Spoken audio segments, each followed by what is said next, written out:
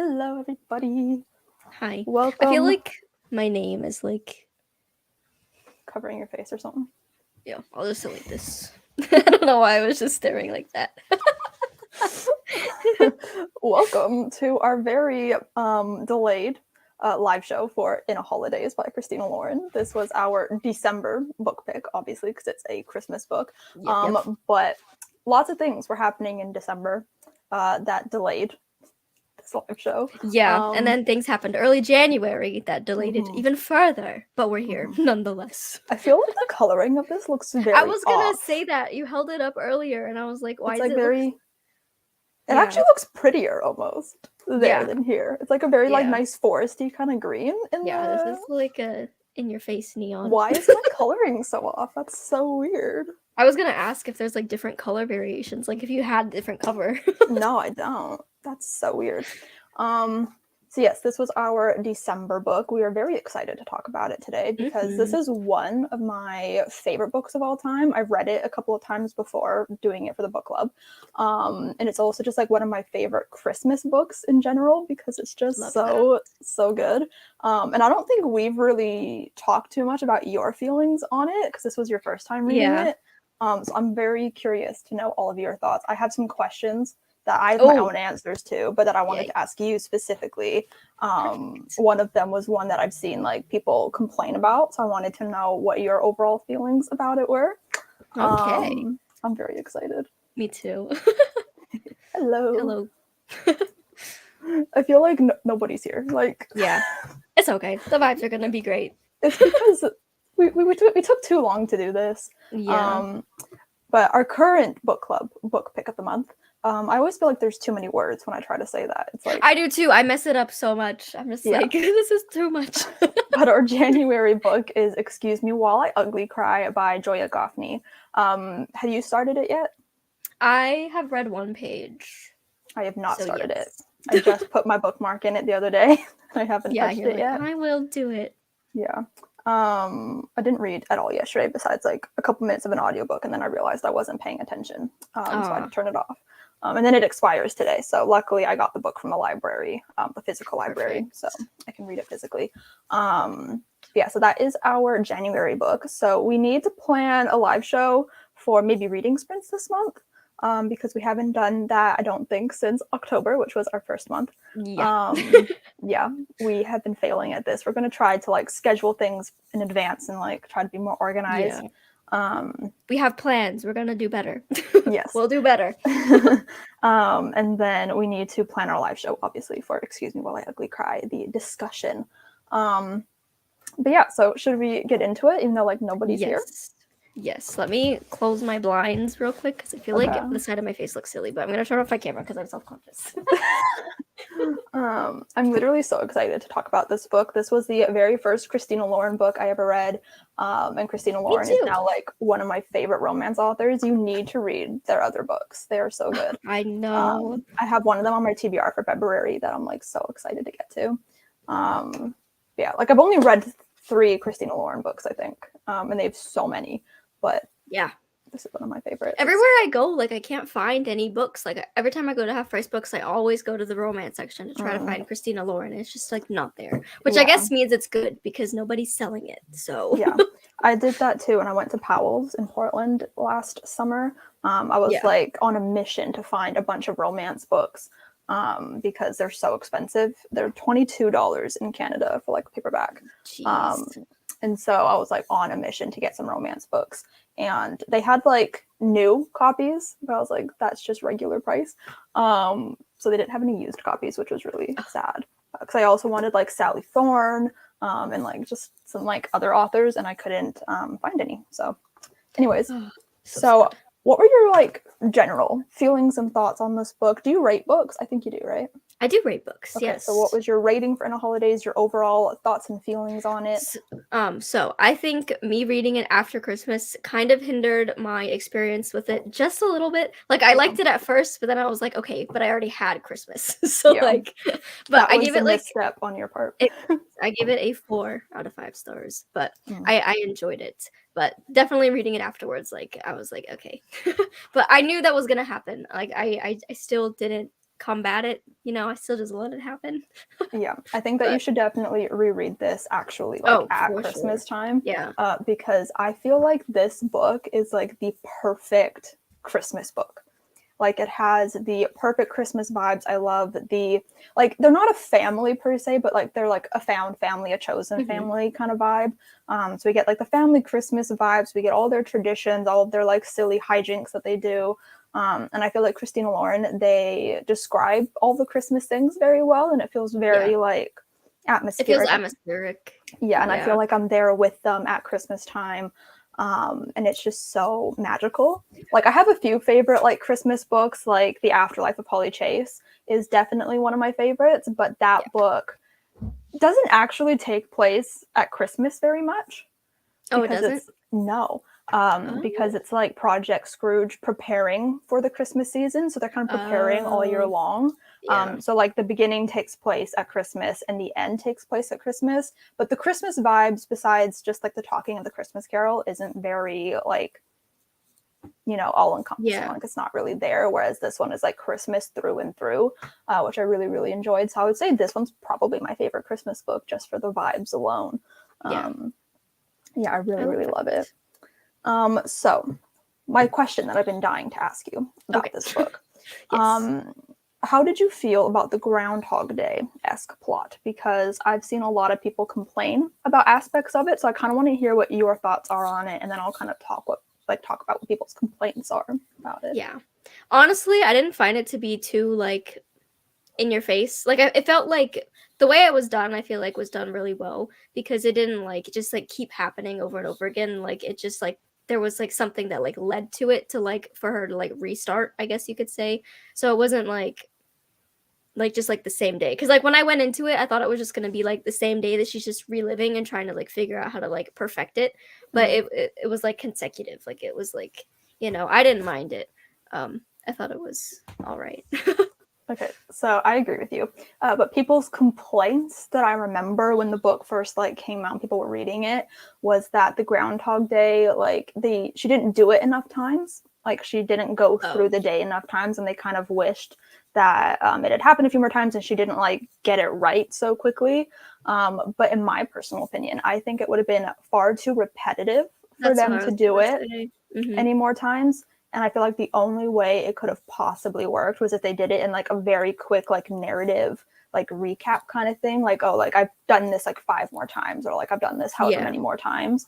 But I feel like they did it the perfect amount, because like even like in the short few times that they did do it, I was like already like, okay, we've done this before. Like I want to get to the actual story now. I've never actually watched Groundhog Day, so I don't know how many times they do it in the movie. And I also don't think like this is not based off Groundhog Day. It's just like that kind of situation. Yeah, I definitely do think it would have been too repetitive otherwise. So I think they nailed it personally, in the amount of times that they did it. I was very curious. If they would have done it more, I think I would have been like, all right, I'm bumping my rating down. Like, because like it's a book. I feel like it's different if it's a movie. Yeah, because like, you can very easily show like montages, and like it's harder to do that in a novel. I always wish that like I could write like a perfect like movie montage into my books, and it's Me like too. It's so difficult though. Like how do you I do try, that? but I can't. Yeah. And also like this book isn't very long, and I feel like it's the perfect length. So I feel like if they did do it any more times, we wouldn't have gotten enough time in that actual like proper timeline that she was stuck in. Yeah, I don't know. What did you think about like the actual like, how do I want to word this? Like, I don't know. I love how in the timeline that she actually got stuck in, that she stayed in, I like that she kind of just like let go and was just kind of like, okay, like I'm just gonna do whatever because it doesn't really matter, or like, you know, whatever. And I like that that's the one that she got stuck in, because it meant that she was finally like living her life and like living it authentically to what she actually wanted to do, instead of just doing what she thought she should do or like whatever. So yeah, did you like that too? I did, because me personally, I get like very stuck in like doing like things that like I know I should do. It's very hard for me to like live sometimes, which is one of my goals for this year. It doesn't have anything to do with this, but I want to like live instead of just exist. But like I feel like that was like a good touch, you know, because like it's like she says that like she lived in like where she was just stuck. Like she was stuck in her job. She was stuck like with her family. Like she still like she was living back at home. And I think this was like good for her like development to just have like the freedom to feel like she could live what she wants to do. Like it was very good. Whenever I read this book and she talks about like the traditions and how much the traditions mean to her, and then when she starts to like let go of those traditions and change things, I'm like, okay, I see the appeal in that, and I see that like you should probably, you know, traditions are meant to be broken, like do whatever, but it's also like at the same time as I'm always reading this book, I'm also like in my own life being very strict about the traditions. Yeah. I'm very tradition focused around the holidays. And this year kind of sucked for me, or this last year kind of sucked for me because I had COVID and then my parents got COVID. And so our Christmas was kind of like ruined, and we like celebrated Christmas, but it wasn't the same because family couldn't come over. We didn't have Christmas dinner. And so like, you know, and my dad kept saying to me, like, you're still having Christmas, like we're still exchanging presents with each other, like, you know, we're still having Christmas. And I'm like, no, like you don't get it. It's not the same. Yeah. The tradition of it, like our traditions on Christmas or like Christmas Eve, we go to my uncle's house and celebrate with my dad's side of the family, and we couldn't do that. So like literally my cousin just came over, we exchanged presents like through the door, and then we just like opened them on our own, and that was like not fun. Because I didn't get to see my grandma that day, and I was like, that's so sad. And because already I hadn't seen her in a while. And then Christmas, we normally like wake up and we have like we open our stockings, and then my other uncle and my other grandma come over from my mom's side, and we have like this nice French toast breakfast, and it's super cute. I love French toast. Me too. It's become my favorite breakfast like food. So good.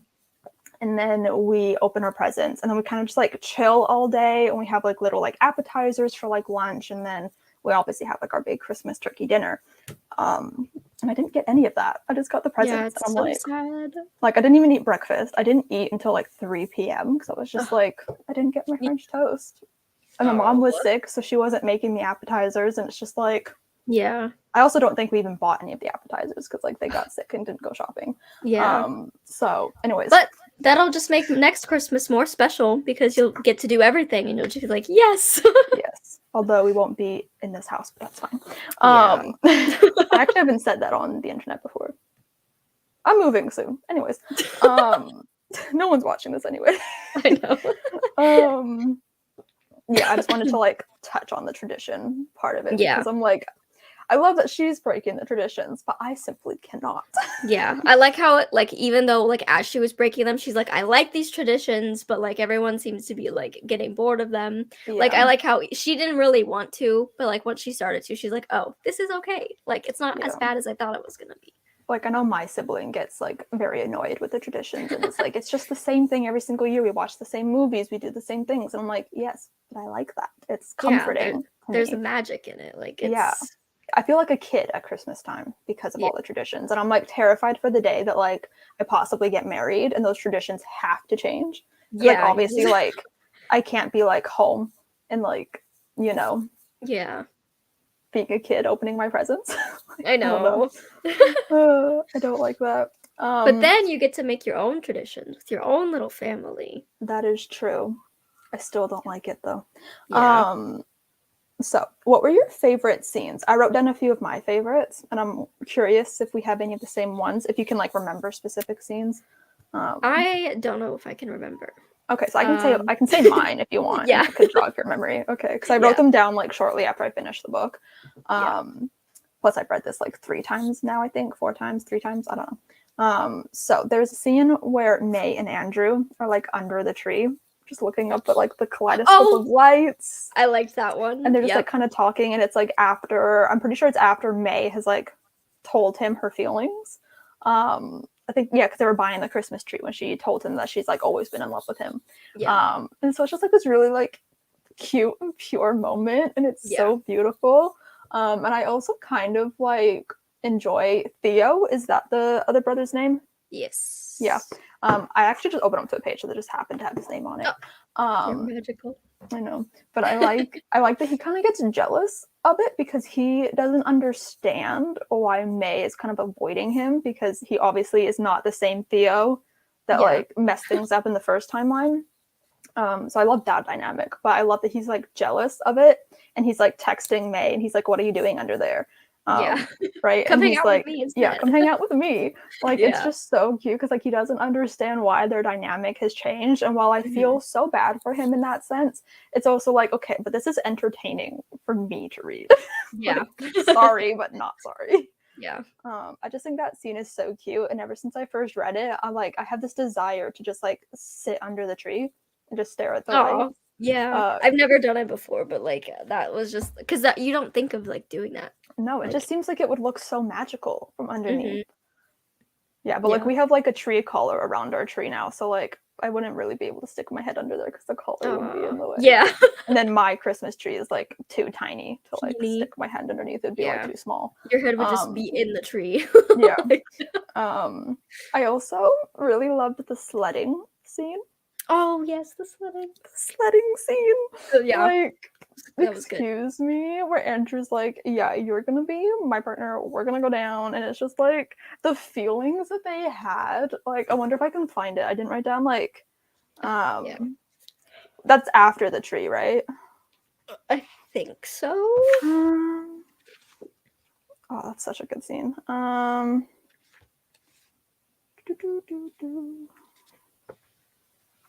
Okay. Like he literally, like he knows her feelings, and he's still like, "Do you want to ride with me?" Yeah. So yeah, find it. I found it. Oh yeah, he like gives her his coat, right? No, like his hat. Yeah, well, gives him her hat. I'm trying to find like a specific like line or something to say. Oh, she gives him a thank you kiss on the cheek. Are you kidding me? Yep, I remember that. Oh, okay. I pull back and he grins at me, but suddenly there's an obvious awareness there because while I hug him all the time, I don't kiss him that often. Now I don't know where to look. My gaze wants to sink to his mouth, but that would be a terrible choice because I worry it'd be stuck there, immobile, too late. His lips are red from the wind, full like usual, totally fascinating. When I drag my attention back up to his face, Andrew's eyes seem extra bright out here, more intense than usual. And then he says, well, for the record, I'm always here for kisses. Oh, so good. Andrew, sir. At first, I thought it was gonna be like her and Theo. So like at first, I was just like, oh, her and Andrew, this is just like a temporary thing. They're gonna get sick of each other. But then I was just like, oh, this is kind of cute. Yeah, no Theo, no thank you. Cute. There's something so beautiful about this scene. Like his arms like tightening around her. Oh, and then she's like, with Andrew behind me, I feel safe, balanced, and centered. I want the ride to last forever. Yep. Oh my god. Okay, I found the part that like really makes this scene for me. So he's like, I'm gonna say something. Right? And he's like, after what you said last night, I thought you were going to kiss me back there. Really kiss me.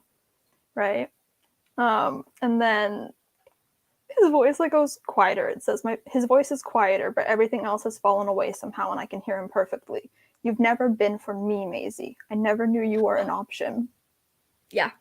Yep. I remember that part and I was like, ah. And then the chapter ends with his breath comes out warm against my neck, voice shaking. It never occurred to me that you might be mine. Yeah. Yeah. It never occurred to me that you might be mine. Yeah, that's like a scene that like I think about often. I'm just deceased. Like, wow. I am deceased. Good. It's so freaking good. It is. Yeah. And then of course the closet and pantry makeouts. Oh yes. It was so funny when her brother was just like, what are you doing? I know. And then like Maisie had to like block Andrew's boner. That was funny too. That was good. Yeah, those were all very wonderful. I liked when they were behind the curtains too. And what's his face? The old guy. Oh yeah. His name. I forgot his name. What is it? Oh, Benny. Hello. Benny. Is it Benny? I think so. He like finds them back there and he's like, you guys are not being discreet right now. Well, this is so obvious. Yeah, I think Benny was one of my favorite Oh, characters. hands down. He is Yeah. fantastic. I feel like we all need a Benny in our lives. Just this like older dude that can just like, I don't know, he's cute. I love May's grand gesture near the end where she's like trying to like get like Andrew back after like she's fucked up. Because she tells him about the whole situation and telling him about Theo, right? That's what like spurred this, I think.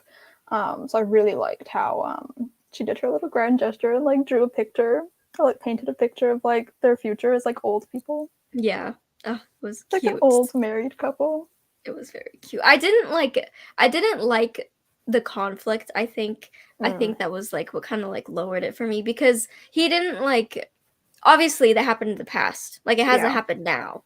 And like she's always had these feelings for Andrew, but he was like, "Oh, but you kissed my brother." But like she's like, "Yeah, but like I didn't want to. Like it just happened." That part I was like kind of annoyed with. I was like, "Oh my gosh." I mean, I understand how that would be annoying. I personally wasn't annoyed by it. And I think it's because it's like such a complicated situation. Like it happened to her, but it technically didn't happen. It is just like a weird thing to like wrap your mind around, I think. Yeah, because I guess like how would you react if someone like told you that? Like I would just be like, okay. Yeah, I think it'd be very jarring. Yeah. And like, was he annoyed that like she never like thought that he would just like her or something? And like that's why she kissed Theo. I have no idea. I just remember him getting mad, and I was just like, oh. Yeah. So I do understand where you were coming from with that. What about Andrew's proposal? Oh yeah, that was really cute. I was not expecting it to be in the book, but then it was like an epilogue, and I was like, excuse me. Normally, I'm not like a big fan of epilogues, but like this one was so cute. I like actually like an epilogue. The way like the shed was like transformed, it was so cute. And then the way like everyone, like it was just gonna be them, like they didn't know anybody else was coming, but then everybody else showed up. It was perfect. I was like, so good. I love this. This is the energy. It was just so cute. Like he really put his all into that proposal. I know some people I think are like, not about this book specifically, but like just don't love when books end with like a proposal or like a marriage. Or like a pregnancy or something. I'm not opposed to it. I do like a good proposal. There's another book. I feel like it gives you like a nice like closure almost, you know? Like they're gonna stay together forever. Yeah. There's another book that I love that I'm not gonna tell you which one it is that ends in a proposal, and it's really freaking good. Yeah. My only other note that I have down is I love when May would forget what happened in each timeline, and she would like say something, but like it didn't actually happen. So she would be like, there was the only line that's coming to me, because I think I slipped open to it by accident before we started doing this, and it was her talking to Andrew, I think. And she's like, "Are you telling me that I have a moisture problem again?" Yeah, like, I remember that one. And he's like, "What do you mean?" Yeah, she's like, "Oops, wrong timeline." I just think that's so hilarious. Yeah. Or like when, you know, she was like going through the day multiple times and she was like really annoyed because like she'd already done it, so she was acting really weird. Yeah, I like when she like blew up and she was like, "Theo, your hair looks fine. Dad, don't eat the cookies." I was like, yeah. Okay. I think that was the final timeline too that she was stuck in, and it was just like so good. And I love like the moments where like the people that she told realized that she was telling the truth, because like she would say something and it would happen. It's just so good. I love this book so much. I think my favorite instance of like when they realized that she was telling the truth was like when they were opening gifts, and then Andrew's sweater gets messed up by the dog. And he's just like, he's like, wait. About too. Because like they were fighting at that point, like they weren't really talking. Yeah. Also, when he got her the gift, because he got it before they got in the fight. Yeah, that's one of my favorite things. And she was like, "Thank you." Yeah. I can't even like imagine like arguing with like your person like around Christmas. Like you're still mad at each other, but like you're happy with it's. I don't know. That would be excruciating. Yeah, it would be torture. Also, imagine having a significant other at Christmas time. I mean, I know you literally do. Yeah. I realized that right after I said it. But like, Yeah. the vibes, how cute. But like being with them for Christmas. Oh, I wasn't yeah. with him for Christmas this That- year, but It's yeah, the the idea of vibes it. would be great. Yeah, perfect. Oh, you could do. Like, I'd be thriving. Yeah, it'd Um, be so good. do you have anything else that you want to say? Honestly, I don't really remember too much. Yeah, I feel like we missed a step here. Nobody's here anyway. We did. Yeah, head empty, no thoughts. People might be rewatching, and if you're watching this after the fact, thank you very much. Yes. Yeah, maybe we should just end it and just call it a day, because it's like, Yeah. it's so after the fact that we just like we still did it though. Yeah. We just wanted to do it, you know? Yeah. Because otherwise it would be weird. It would. Yeah, I love this book, and I hope that you love it more upon a me reread. too. Yeah, I'm gonna have to. I feel like every time I read it, I love it, and then I have time away from it, and I'm like, do I really love it as much as I think I love it? And then I read it, and I'm like, absolutely, Yeah, yes, you're just I like, do. yes, I do. Yeah, I'm gonna have to read it closer to Christmas, because it definitely, like, I liked it at first, but then I was just like, okay. I think the week leading up to Christmas is the perfect time to read it. I think that's usually when I try to read it. You also need to read The Afterlife of Polly Chase. Also, I know. like, I swore that I was gonna do it, but yeah, because that one is just so creative and fun. It's really good. Yeah. It has good vibes. But I think that's it for this live show. If anybody is by any chance watching at this point, we are going to be announcing soon, once we figure it out, the live show dates if we do reading sprints, and also for Excuse Me While I Ugly Cry, the discussion. So we are very excited about that. We hope that you all enjoy the book. We are very excited to read it. But yeah, so we will see you guys next time. We will be announcing things on our Twitter, which is always linked down below, or on YouTube in the community tab on either of our channels. So yeah, thank you so much for watching, and we'll see you guys next time. Bye. Bye.